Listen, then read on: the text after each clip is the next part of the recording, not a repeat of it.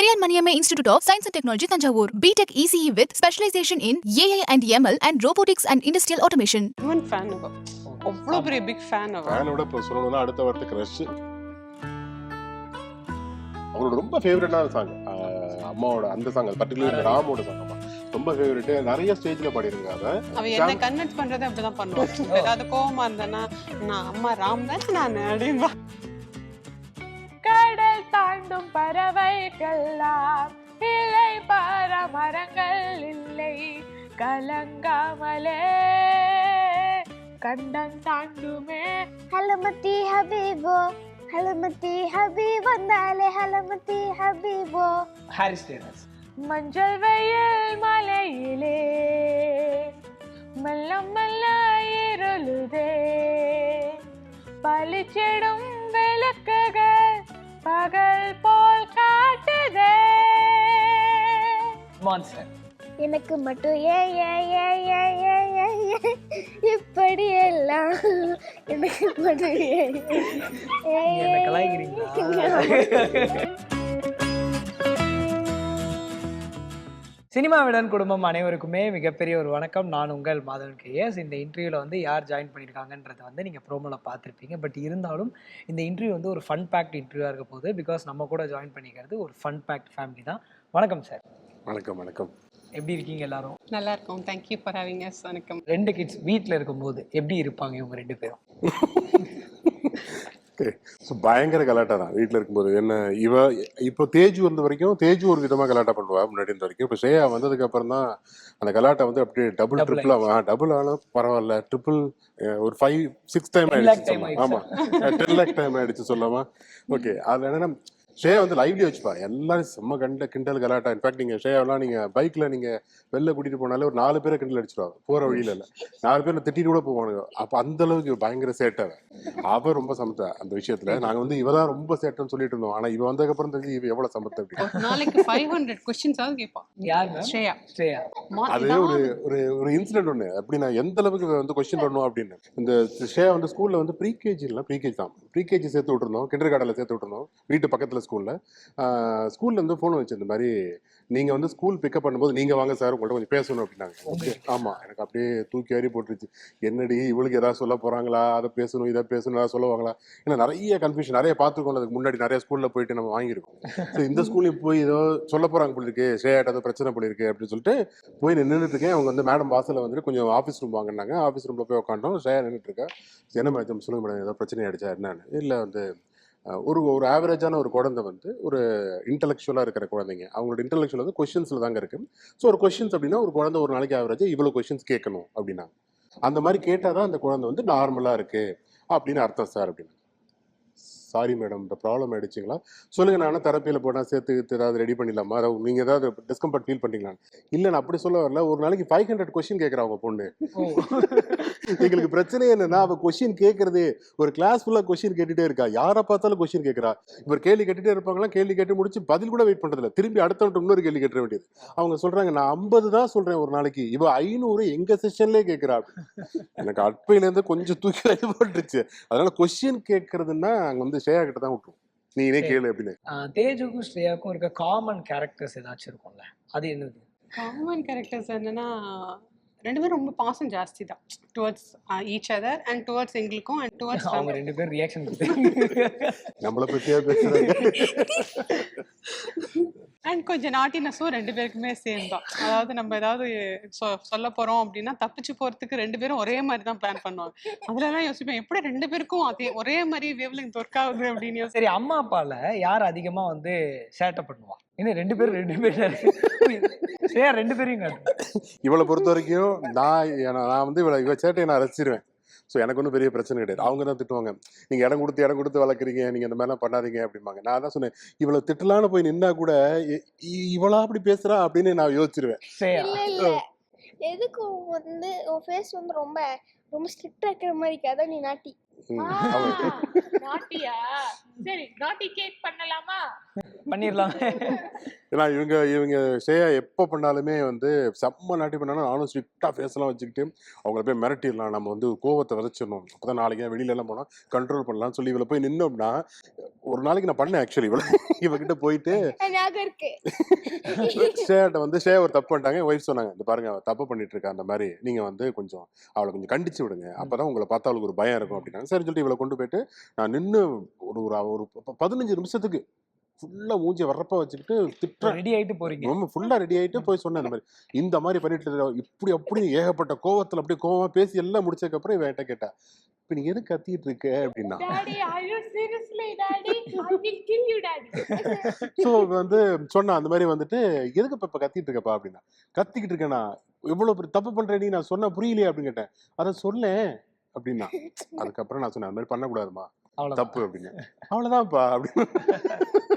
அதுல இருந்து இவகிட்ட நான் வச்சுக்கிறதே கிடையாது. அது சொல்றதுக்கு எதுக்கு அவ்வளவு பெரிய சீன் போட்ட நீ?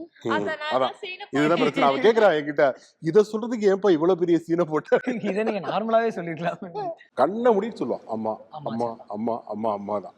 ஆனா அந்த கிண்டல் கலாட்டா வம்பு விளக்குறது இதுக்கெல்லாம் நம்மள்ட்ட வேணும். ஆனா என்ன 2 பேரும் வந்து அப்படி அவ்வளவு ஆர்கியூ பண்ணிப்பாங்க வீட்டுல. சரி அம்மா அவளை திட்டால தேய்ச்சோ, நான் இனிமே ஒண்ணு பாத்துக்கிறேன், இல்ல இல்ல நீ வேண்டாம், அம்மா தான் என் சொன்ன அடிப்பான். இவங்க மேடம் பின்னாடியா சொல்லுவாங்க, அப்பா நீ எப்ப வருத்தப்படுற, நான் தான் இருக்கேன்னு அடிப்பேன். குழந்தைகிட்ட எவ்வளவு நேரம் அப்ராக்சிமேட்டா நீங்க டைம் ஸ்பெண்ட் பண்ணணும்னு நினைப்பீங்க? அவங்களுக்கான ஃப்ரீடமும் கொடுத்துட்டு நீங்களும் டைம் ஸ்பெண்ட் பண்ணணும்னு நினைப்பீங்க? அப்படி கால்குலேட் பண்ணிலாம் பண்ணது இல்லை. ஏன்னா அப்படி பண்ணாலும் ஒர்க் அவுட் ஆகலாம். யாரு? 0% they are spending time with me. அப்படியா? 0%. 0%. என்ன இப்படி complaint? It's not you do stars and this is only the one who spends time with me. Are you kidding me? I will kill you, Shreya. Teju தான் இவங்க கூட அதிகமா time spend பண்றாங்க. ஆனா என்ன சொல்றது, கான்சியஸா அந்த எஃபர்ட் எடுக்கணும். அவங்க இவங்க 2 பேரும் ஸ்பெண்ட் பண்ணட்டும் அப்படின்னு சொல்லிட்டு. ஏன்னா அவ தேஜுவோட லைஃப்ல Shreya has made a great impact. அவ பிறந்ததுக்கு அப்புறம் இவளோட கம்யூனிகேஷன் ஆகட்டும், அவேர்னஸ் ஆகட்டும், எல்லாமே தேஜுக்கு ஜாஸ்தியா இருக்கு. ஸோ அவளோட க்ரோயிங் வந்து இட் ஹெல்ப்ஸ் தேஜு ஆல்சோ. அவ ஒவ்வொரு ஸ்டேஜுக்கும் அவளுக்கு நடக்கிற ஒரு அவேர்னஸ், அவளுக்கு நடக்கிற ஒரு எக்ஸ்போஷர் வந்து தேஜுக்கு ட்ரான்ஸ்ஃபர் ஆகட்டும்னு நினைச்சேன். அந்த கம்யூனிகேஷனை வி கான்ஷியஸ்லி டெவலப். அவங்க 2 பேரும் கம்யூனிகேட் பண்றது, சண்டை அடிச்சுப்பாங்க, வீட்டுல நிறைய சண்டை வரும், அதுக்கப்புறமா அவங்களே சமாதானம் பாருங்க கொஞ்சிக்கிட்டு. அதுக்கு முன்னாடி அடிச்சுப்பாங்க அப்படி பேசாத அப்படின்னு. அதனால இட்ஸ் அவங்களுக்கு ஒரு ப்ராசஸ் மாதிரி. என்ன கேட்டிங்கன்னா ஆஸ் அ பேரண்ட்ஸ் கேட்டிங்கன்னா, அவங்க மார்னிங் ஃபுல்லாக ஒர்க்கில் இருப்பாங்க. ஸோ ஆஃப்டர் அவங்க ஒர்க்குக்கு அப்புறம் நைட்டு கொஞ்சம் டைம் ஸ்பெண்ட் பண்ணுவாங்க அவங்க. ஆனால் அவங்க நல்லா விளையாட்டு தான். நான் தான் வந்துட்டு படிப்புறது அதுன்னு சொல்லிட்டு அந்த மாதிரி எனக்கு இருக்கிறதுனால அது அவங்க மைண்ட்லேயே இருக்காது. ரொட்டீனை ஃபோர்ஸ் பண்ணுற மாதிரி நான் கம்யூனிகேட் பண்ணிட்டே இருப்பதுனால அவங்களுக்கு வந்து அது என்னுடைய டைம் வந்து அவங்க ஸ்பெண்ட் பண்ணுறது வந்து பெருசாக தெரியாது. 2 பேரோட காமனான ஹாபிஸ்ன்னு ஏதாச்சும் இருக்கா? தேஜுக்கும் சரி. What's the hobby? என்ன பண்ணுவீங்க? என்ன பண்ண தூங்கிட்டு இருக்கிறதா? தூங்கி லேட்டா எந்திரிக்கிறது ஒரு அதான் அரோரா மாதிரி பிரின்சஸ். அந்த இது மாதிரி விளையாடுவாங்க, ரோல் பிளே மாதிரி விளையாடுவாங்க. பிரின்சஸ் அந்த மாதிரி ஏதாவது அந்த ஃப்ரோசன் மூவி எல்லாம் வந்தது இல்லையா, அந்த மூவில கேரக்டர்ஸ் எடுத்துப்பாங்க. நான் வந்து அவங்க கேரக்டர்ஸ் எடுத்து அதை வந்து ரோல் பிளே மாதிரி பண்ணுவாங்க. சம்டைம்ஸ் ஏதாவது தமிழ் மூவிஸ் பிடிச்சா கூட அதுல இருந்து ஏதாவது ரோல்ஸ் எடுத்து ரோல் பிளே 2 பேரும் விளையாடுவாங்க. அந்த மாதிரி பண்ணுவாங்க. இல்ல லேட்டஸ்டா வந்து மியூசிக் டைரக்டர் வெயிட். என்ன பண்ணுவீங்க தேஜு? மியூசிக் டைரக்டர் என்ன பண்ணுவீங்க? நீ சொல்ல என்ன ஃபைட் பண்ணுவ? நாங்க வந்து அனிருத் டீமான், அதுக்கப்புறம் ஜெயபிரகாஷ் வந்து யுவன் சங்கர் ராஜா, ஹாரிஸ் ஜெயராஜ், ஏஆர் ரஹ்மானை விட பவர்ஃபுல் நான் ப்ரூவ் பண்ணும். இவ ப்ரூவ் பண்றாங்க, நான் out. What are you silly with this? It's mine, okay? Songs வந்து இது பண்ற மாதிரி போட்டி மாதிரி. அவளுக்கு பொறுத்த வரைக்கும் அனிருத், அவளோட டீம் வந்து அனிருத், இமான் அண்ட் ஜெயபிரகாஷ். இவளுக்கு வந்து யுவன் சங்கர் ராஜா, ஏஆர் ரஹ்மான் அண்ட் ஹாரிஸ் ஜெயராஜ். யார் பெஸ்ட்னு சொல்லிட்டு காம்படிஷன் மாதிரி 2 பேரும் வச்சு மாத்தி ஒவ்வொரு இந்த அளவுக்கு போகும்னா அந்த படம் அவங்க போட்ட மூவி அந்த வருஷத்துல அந்த படம் ரிலீஸ் ஆனிச்சு. அந்த படம் சூப்பர் டூப்பர் ஹிட் ஆச்சு. அவங்க கிட்டத்தட்ட இப்ப எப்படி சோசியல் மீடியால அடிச்சுக்கிறாங்கல்ல, அந்த மாதிரி அடிச்சுப்பாங்க வீட்டுல. ஏஆர் ரஹ்மான், ஹாரிஸ் ஜெயராஜ், அப்புறம் யுவன் சங்கர் ராஜா. யுவன் ஃபேன் அவ, அவ்வளவு பெரிய பிக் ஃபேன் அவ. ஃபேனோட இப்ப சொல்லணும்னா அடுத்த வாரத்தை கிரஷ். யுவன் 25 ப்ரோக்ராம் நடந்துச்சு YMCA கிரவுண்ட் இல்லைங்களா, அதுக்கு வந்து தேஜு வந்து அங்க பர்ஃபார்ம் பண்ணாங்க. அப்ப பர்ஃபார்ம் பண்ணும்போது அவளுக்கு ஒண்ணுமே கிடையாது, இவனுக்காக வெயிட் பண்ணிட்டு இருந்தான். ஓகே. யுவன் சங்கர் ராஜா எப்போ வருவாரு வந்து அவங்க பாடினது இந்த அம்மா சாங். ஆமா song. அது வந்து வீட்ல பாடுவாங்களா? ஏன்னா தேஜுக்கு வந்து அம்மா ஆமா, சினிமா. ஆமா. சோ அது வீட்ல பாடுவாங்களா அந்த song? வீட்டுல கிட்டத்தட்ட ஒரு மதர்ஸ் டே டெடிகேஷன் அந்த பாட்டு தான் போட்டிருந்தாங்க. அவரோட ரொம்ப ஃபேவரட்டான சாங் அம்மாவோட அந்த சாங், பர்டிகுலர் இந்த ராமோட சாங். ஆமா, ரொம்ப ஃபேவரட். நிறைய ஸ்டேஜ்ல பாடிருங்க அவ. ஒரு தடவை வந்து அவ என்ன கன்வின்ஸ் பண்றதே அப்படிதான் பண்ணுவான். ஏதாவது கோவமா இருந்தேன்னா நான் அம்மா ராம் தான் நான் அப்படின்பா. சாரி, இப்பயுமே அந்த கேரக்டர் தான் சொல்லிப்பா.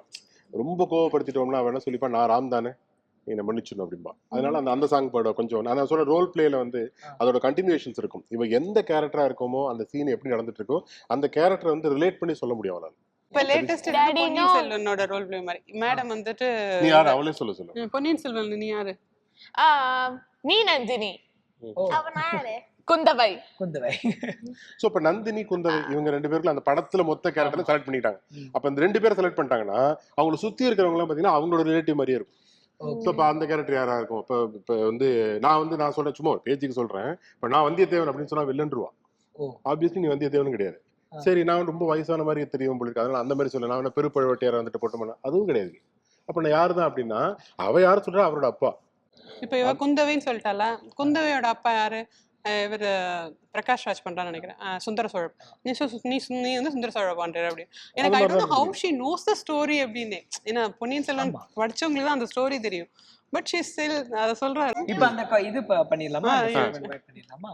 நீங்க வீட்ல பண்றது எங்க பண்ணலாம்? யுவன் சங்கர் ராஜா வெர்சஸ் அனிருத். கடல் தாண்டும் பறவைகள்லாம் இல்லை, மரங்கள் இல்லை, கலங்காமலே கண்டன் தாண்டுமே. ஹலமதி ஹபீபோ, ஹலமதி ஹபீப் வந்தாலே, ஹலமதி ஹபீபோ, ஹலமதி ஹபீப் வந்தா, ஹலமதி ஹபீபோ, ஹலமதி ஹபீப் வந்தாலே, ஹலமதி ஹபீபோ, ஹலமதி ஹபீபோ. ஹாரிஸ் ஜெயராஜ். மஞ்சள் வெயில் மலையிலே மெல்ல மெல்ல இருளுதே, பளிச்சிடும் விளக்குகள் பகல் போல் காட்டுதே, தயக்கங்கள் விலகுதே, தவிப்புகள் தொடருதே, அடுத்தது என்ன என்ன என்றேதான் தேடுதே. மான்ஸ்டர். எனக்கு மட்டும் இப்படி எல்லாம் எனக்கு மட்டும் என்ன கலாய்க்கிறீங்களா? பாடுங்க. எப்படி எல்லாம் வாழ்க்கை என்னதான் வச்சு செய்தே, என்னதான் பண்ணுவேணும். ஓகே, நீங்க ரெஸ்ட் எடுக்கலாம். நீங்க ஏஆர் ரஹ்மான் சார். ஓ காவிரியா நீர்மடிக்கு அம்பரமாய் அணையெடுத்தா, நீ சத்தம் கேட்டதுமே வெல் பூத்து நிற்கும், மொழி சத்தம் கேட்டதுமே கல் பூத்து நிற்கும், பகல் சத்தம் கேட்டதுமே வெல் பூத்து நிற்கும், ஜோழத்தின் பெருமை கூற சொல் பூத்து நிற்கும். சூப்பர். நீங்க ஜீவ் ஜகாஷ். நீங்களே. ஆமா. ஓ ஓ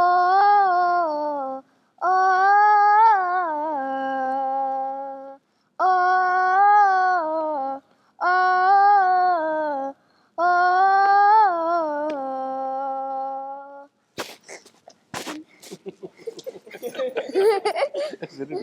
என்ன பாட்டு? அந்த கண்ணாக்கான் காலங்கள் அவர் தான் அதை போடுவாரு. Okay okay. அவங்க இப்போ லேட்டஸ்ட் இன்ட்ரெஸ்ட் 2 பேருக்கும் சேர்ந்து கேட்டிங்கல்ல, காமன் கனா காணும் காலங்கள் டிஸ்னி ஹாட்ஸ்டார்ல வந்து அந்த சீரிஸ் வந்து 2 பேரும் ஃப்ரைடேக்காக வெயிட் பண்ணிட்டு இருப்பாங்க. வந்தோன்னா அது நைட்டு தான் திட்டு வாங்குவாங்க 2 பேரும். நைட்டு 10 மணி 11 மணி வரைக்கும் அந்த ஃபுல்லா அன்னைக்கு ரிலீஸ் ஆன சீரியல் இந்த எபிசோட்ஸ் எல்லாத்தையும் பார்க்கணும். April 22 Friday.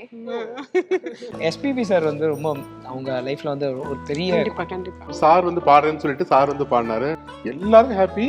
ஆனா தேஜ் மட்டும் அதே ஸ்டெடி பொசிஷன் தான். என்ன நடக்குதுன்னே தெரியல. ஏன்னா அவளுக்கு ஒன்றும் புரியவே இல்லை. அவ்வளவுதான் உண்மை. அவளுக்கு புரியல இல்லை, அவளுக்கு எதுவுமே தெரியல. புரியல, யாரோ ஒருத்தர் வராரு பாடுறாரு. இப்ப அவளுக்கு நீங்க அந்த ஷூட்ல இப்பயும் அந்த மாண்டேஜ்ல வரும். ஓகே, அந்த வீடியோல பாத்தீங்கன்னா உங்களால கெஸ் பண்ண முடியும் என்னன்னு. பாட ஆரம்பிச்சதுக்கு அப்புறம் அந்த குரல், அந்த கேசட்ல கேட்ட குரல் டக்குன்னு அப்படியே ஓரக்கல்ல பாப்பா அப்பதான் அவளுக்கு புரியுது அது. இவர் தான் அந்த பாட்டை பாடினவர்.